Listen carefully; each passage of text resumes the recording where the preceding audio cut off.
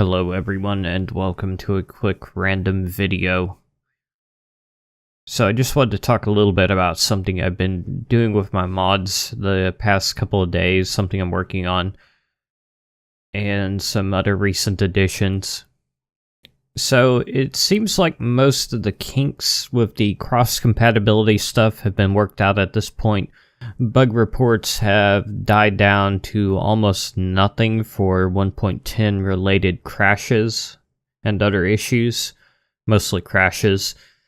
So that's good. It is a bit concerning when things just suddenly go quiet, but I guess it's a good thing. Now, one issue, and let me see if I can find this really quickly. Is with the guide API book from Silence Gems. And, oh, okay, there's actually like another crash here I've completely ignored. I apologize for that. And, what's this crash here? Oh, okay, yeah. So the issue I'm talking about is number 129 here, and this is a crash with the Guide API book. And the problem with Guide API is that it changes a lot from version to version, and I'm really not trying to hate on Guide API, it's a pretty cool mod, but those changes are not going to work with the cross-compatibility builds, because the 1.10 version of Guide API is very different from the 1.11 version, so you cannot use the same code to make your guidebook.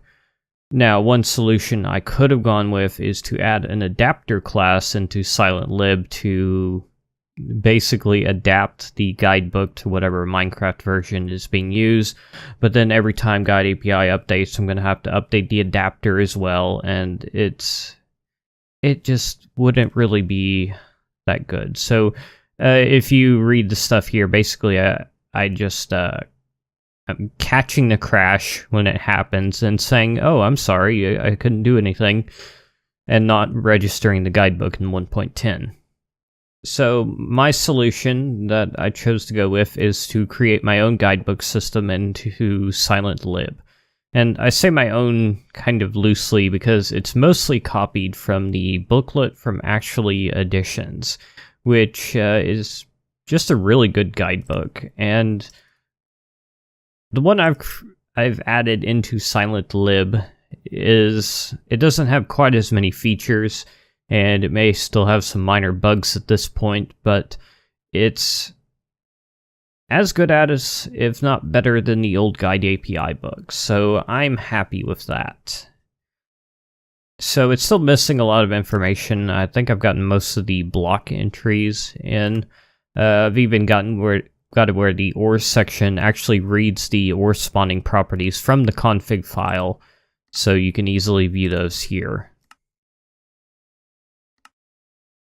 And I've gotten the little introductory stuff, just kind of introducing the guidebook here, the controls. Then I've got a mod progression chapter, which I spent most of yesterday evening working on, which basically takes you from starting the game all the way up to crafting super tier tools. And I hope this is easy enough to understand. Writing and words are not one of my stronger points, but I tried. So hopefully this is a good walkthrough for anyone who's not already familiar with how the mod works. Which, I mean, I guess that's kind of the point of a guidebook to begin with. So that's really all there is to say about it. One thing the Actually Editions booklet has is bookmark buttons along the bottom. I do not have those because I'm not quite sure the best way to save that information at the moment, so I'm just leaving the feature out for now. I think Actually Editions also has this little trials button. It's up in this region, which, again, I didn't really have any use for, so I just commented out the code related to it for now, and these buttons here do not work. The search button works, though. Or search bar. So what else has changed in gyms recently? So we've got Paxels now, which is nice. They're quite big. Well, I guess not. They're a bit bigger than the pickaxe. I think in third person they're scaled up like 20%. So they look pretty big. They're what you would expect. They're a pickaxe, an axe, and a shovel all in one. And I think I also set them to have, yeah, they have a little bit more durability than most tools. And that's a new feature where tool classes can modify their durability. I also lowered katanas and scepters durability a little bit. I also made it so that repairs can have different effect levels on different tools. So shovels now get double repairs. So if you break a flint shovel, one flint will repair it. Most of the other tools are unchanged, but Paxels have a repair debuff. So if you have, say, a super tier Paxel, most tools would take 4 gems to repair. This one would take 6. Although the Paxels also take 6 gems to craft. So it kind of makes sense.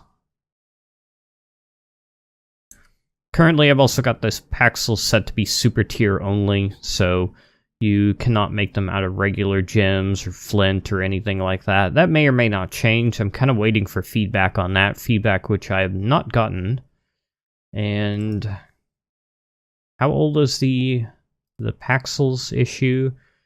Oh, it was only created 8 days ago. It feels like it was so much longer ago than that.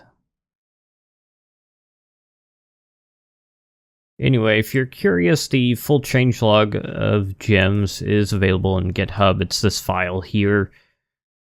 It basically just contains everything that was added, removed, changed, or fixed as I go.